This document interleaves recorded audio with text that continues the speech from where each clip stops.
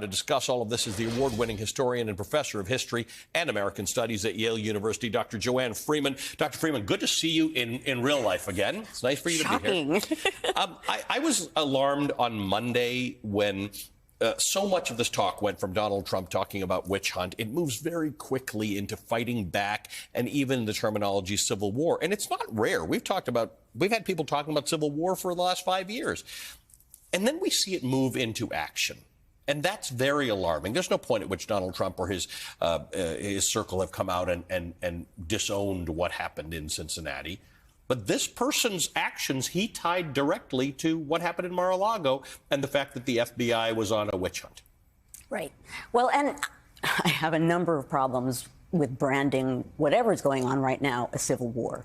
In part, as you're suggesting, it's an escalating phrase, right? So whatever's going on, it suggests something formal. It suggests something structured and organized.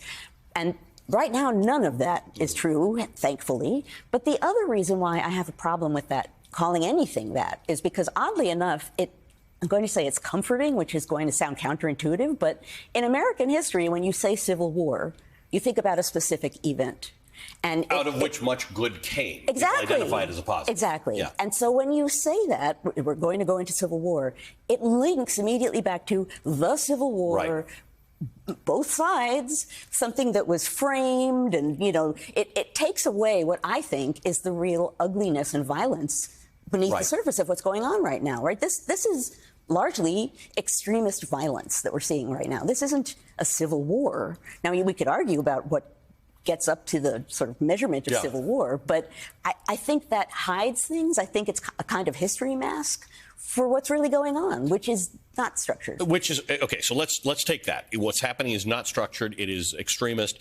It's a lot of things. But one of the things that Ben Collins and I were talking about a couple of nights ago is that it's not coming from the deepest, darkest, grossest corners of the internet. This is actually fairly mainstream. This guy was an attendee at January 6th. He's a big believer in Donald Trump, and he took Donald Trump's words that this is a witch hunt and this is really bad and we're not going to take it anymore and we're going to fight back, which is language that you find very commonly across media these days.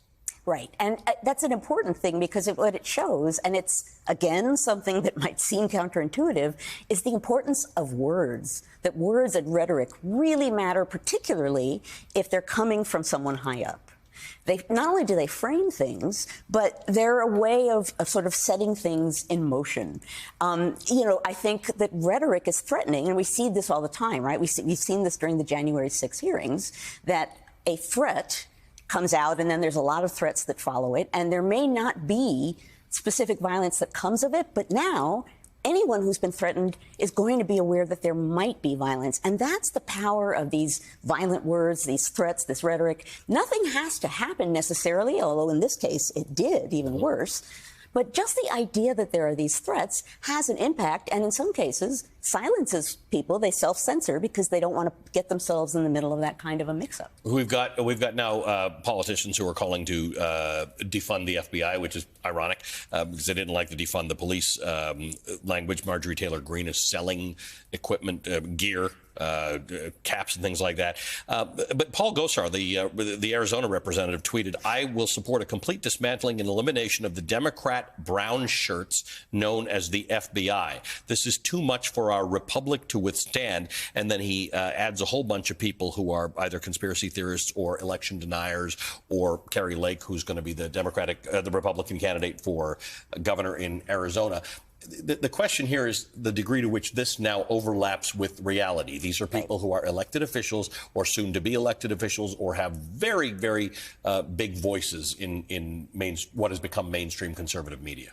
No, absolutely. And first of all, brown shirts does the same thing that Civil War does, which is it's like, oh, no, Nazis. All right, this is something foreign. It's not American. We can sort of frame it in somebody else's conflict. We own this, number one. You're right. Number two, it's coming from people on high. It's going to have an important impact. So for sure, the higher up it goes, the more public it is, the more of an impact it's going to have and the more dangerous it is. But are we post debate on this? I mean, how do you fix this when officials who like Donald Trump and don't like Democrats move to this direction and start this conversation, then people take action? It's like that guy who shot up the pizza parlor in Washington. He didn't kill anyone, but he really thought he was rescuing babies from, the basement of a place that didn't have a basement.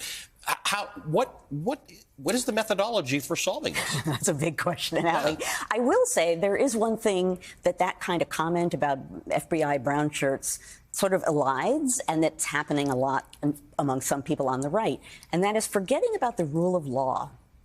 The fact that there are laws that can be violated, the fact that violating them has an impact. You can brown shirt people all you like, but the fact of the matter is, if they're abiding by the law, if they're held to the law, that is a system not only of aggression, but a system of restraint. And right now there's a lot going on among some on the right that is kind of assuming that some people are above the rule of law.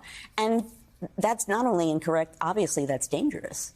Do you see, I mean, this was a fairly benign matter in that it was not a raid of Mar-a-Lago. It was an effort over months and months and months to get information, and then it seemed to be quite a polite search of the whole place. Everything seems to trigger this kind of overheated reaction. And again, we can discount the fact that some of it comes from politicians. But are you worried about the degree to which people hear this stuff and decide to act on their own? Well, yes, and particularly, in an ideal world, you might say there wouldn't be social media, and then we wouldn't know within a nanosecond, like, oh, this happened, what does it mean? Because we don't know a lot of the details. They're sort of coming out, spilling out, leaking out, being revealed. Ideally, we wouldn't have people flying off because we wouldn't be as immersed or seemingly immersed in it as we are. So, yeah, it's totally true. And again, social media heats this sort of thing up, obviously, that someone makes a charge. And nowadays, what is reality when people are messing with video and doing all kinds of things? It's very easy to see how a false charge, how a lie, how manipulated video of some kind can send people off in a direction. And, your question is a big one. Then what do you do? And I think reminding people about the rule of law is an important part of it, but that's not the answer. Yeah, this is a tricky one. Joanne, good to see you as always. Thank you for being with us. Dr. Joanne Freeman is an award-winning historian and professor of history and American studies at Yale University and a prolific author. I read her stuff and I follow her on Twitter, and you should too.